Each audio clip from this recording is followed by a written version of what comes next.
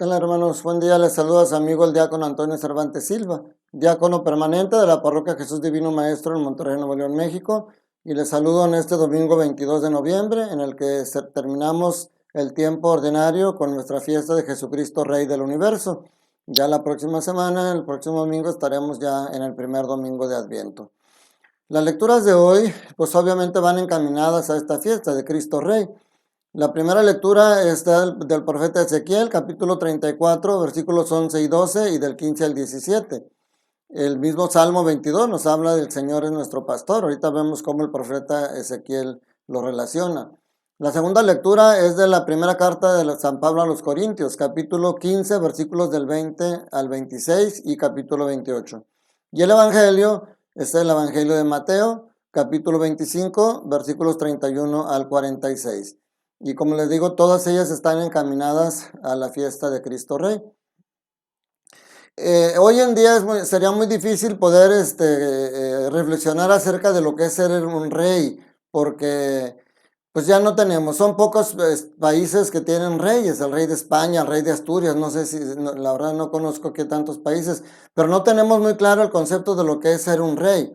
Y en los reyes que hay ahorita tampoco tienen el mismo concepto que era en la época de Cristo.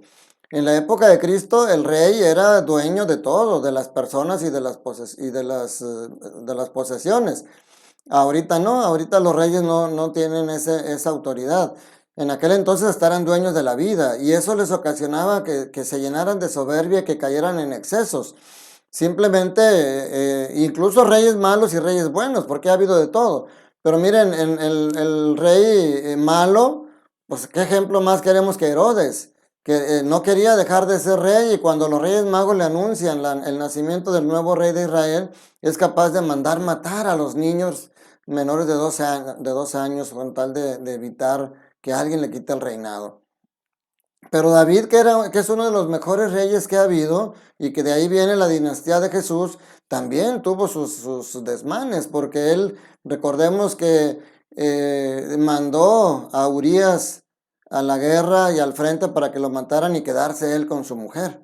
Entonces, Ezequiel, por boca de Ezequiel, Dios les manda este mensaje a su pueblo en el exilio. Son exiliados y viven apartados.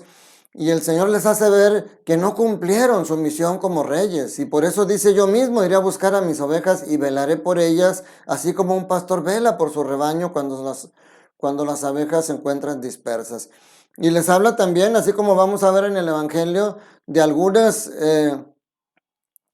acciones muy precisas que los reyes deberían de haber hecho con su pueblo y no lo hicieron.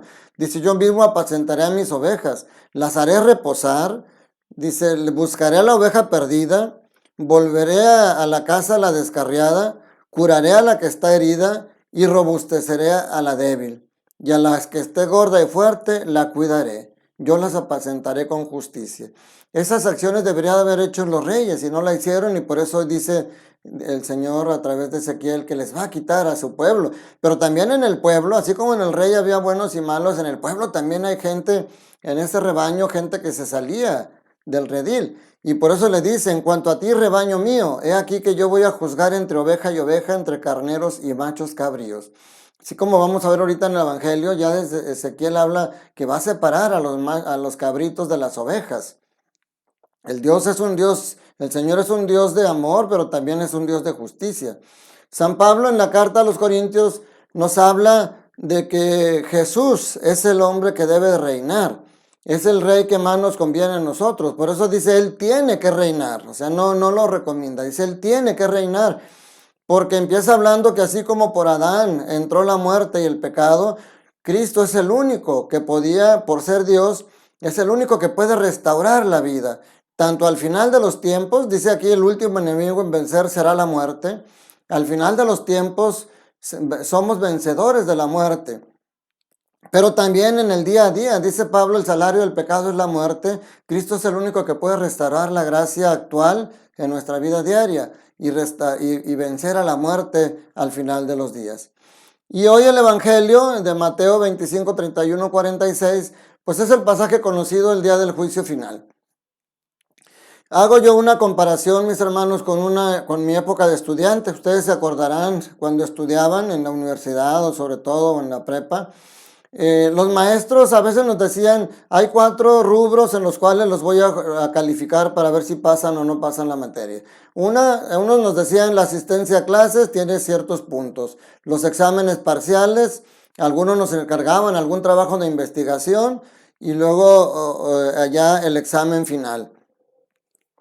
¿Por qué lo comparo con esto? Porque miren, mis hermanos, a lo mejor Dios no nos va a preguntar cómo estuvo nuestra asistencia a misa, nuestra asistencia a horas santas, a retiros, pero esa asistencia es útil para nosotros. Por eso la iglesia pone como mandamiento escuchar misa entera los domingos, porque todo eso, imagínense como el estudiante que nunca va a clase y al último se pone a estudiar para sus exámenes parciales. ¿Ustedes creen que lo va a aprobar? Durante la clase va aprendiendo cosas que les van a ayudar a que cuando estudie pueda pasar los exámenes parciales. Durante la asistencia a misa estamos conociendo y alimentándonos del Señor para poder esos exámenes parciales que hoy nosotros podríamos decir que son los sacramentos.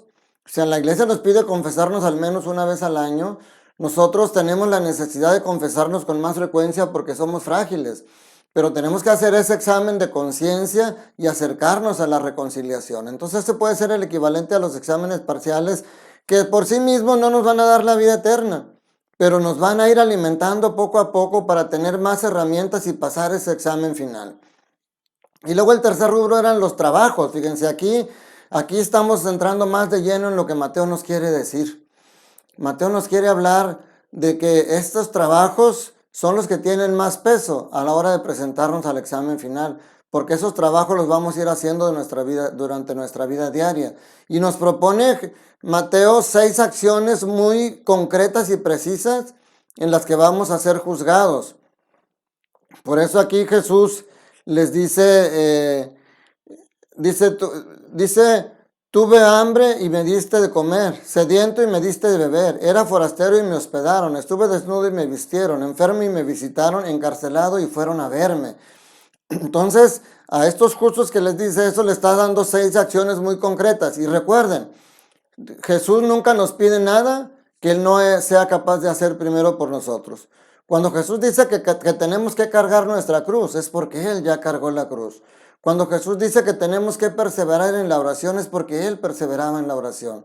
Cuando Jesús dice que tenemos que soportar el sufrimiento, es porque Él ha sufrido por nosotros. Y entonces aquí estas acciones concretas que nos pide, Jesús las hace con nosotros. Miren, la primera es dar de comer. Tuve hambre y me diste de comer. Jesús nos alimenta en la Eucaristía de 2 maneras, en la mesa de la palabra y en la mesa de la Eucaristía. Ese es el alimento que Él nos pide, que Él nos da. Pero a través de eso, entonces ahora nosotros tenemos que llevarlo. Él aquí nos está diciendo que lo hagamos con los hermanos. Cuando lo hicieron con el más pequeño de mis hermanos, lo hicieron conmigo. Entonces, si yo me he alimentado de la Eucaristía y de la palabra, hay muchas personas que tienen hambre física y que hay que darles de comer, pero hay muchas personas en este tiempo de pandemia que tienen hambre de consuelo, hambre de esperanza, que están desconsolados y que están desesperanzados y que nosotros debemos de ser instrumento de Cristo para darles ese consuelo y esa esperanza. El segundo es beber. Estuve sediento y me dieron de beber. Jesús nos alimenta con su propia sangre. A veces decimos, es que en la iglesia no nos dan la comunión en las 2 especies, nada más con el cuerpo, pero en el cuerpo está la sangre, es el cuerpo completo de Jesucristo. Aún y cuando no comulgues en las 2 especies, te estás alimentando del cuerpo y sangre de Cristo. Y así, como tú puedes dar de beber a las personas que tienen sed, pero también hay personas que tienen sed de ser escuchadas. Hoy en día esto es tremendo. Mucha gente necesita ser escuchada. Y a veces nosotros, cuando alguien nos habla por teléfono, nos manda un mensaje o nos encontramos y decimos, ay, ahí viene siempre con los mismos problemas, siempre con lo mismo, ya me aburre. Y le sacamos la vuelta.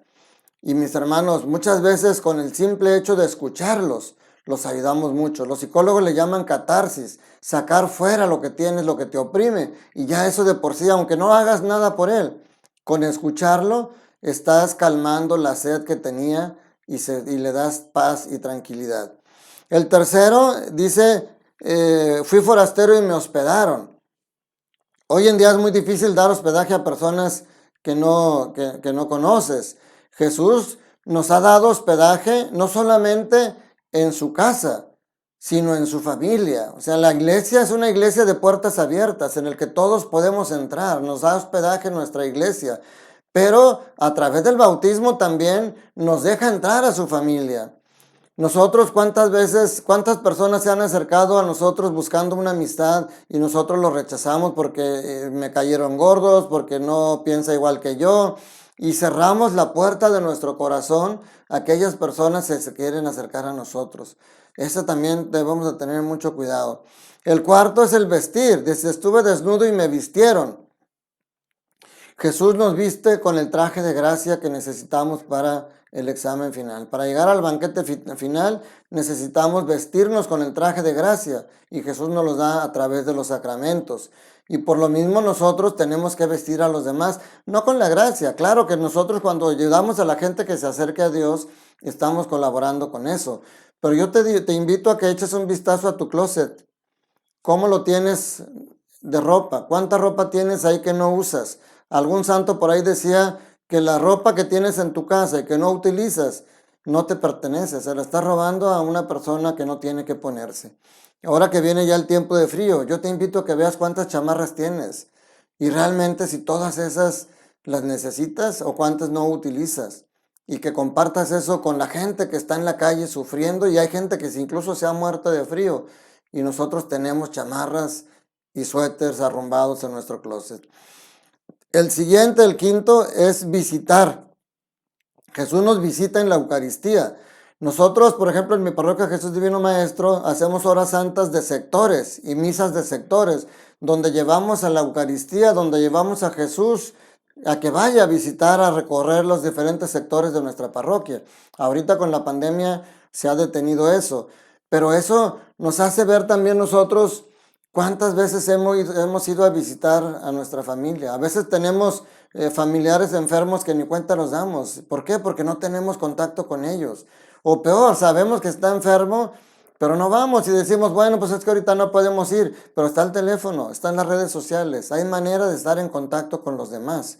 Ya no hay ningún pretexto. El sexto dice, estuve preso y vinieron a verme. Jesús te viene a ver todos los días. Jesús dice, yo estaré contigo todos los días hasta el fin de los tiempos. Y te viene a ver en el enfermo, te viene a ver. De hecho, precisamente por eso Jesús pone todo esto. Jesús se identifica con el que sufre. Jesús se identifica con el necesitado. Jesús se identifica con el desprotegido. Cada que una de estas personas se cruza por tu vida, es Jesús el que está yendo a ti. Pero Jesús está contigo en tus éxitos, Jesús está contigo en tus sufrimientos. Él te visita y está contigo siempre, siempre que lo necesitas. Entonces, ¿cuántas veces nosotros estamos dispuestos a estar disponibles para aquellas personas que lo necesitan? Y nosotros cerramos, como decíamos ahorita, las puertas de nuestro corazón y cerramos las puertas del consuelo para la gente que nos rodea. Entonces, estas son las cosas que Jesús en los que nos dice Mateo que nos va a decir.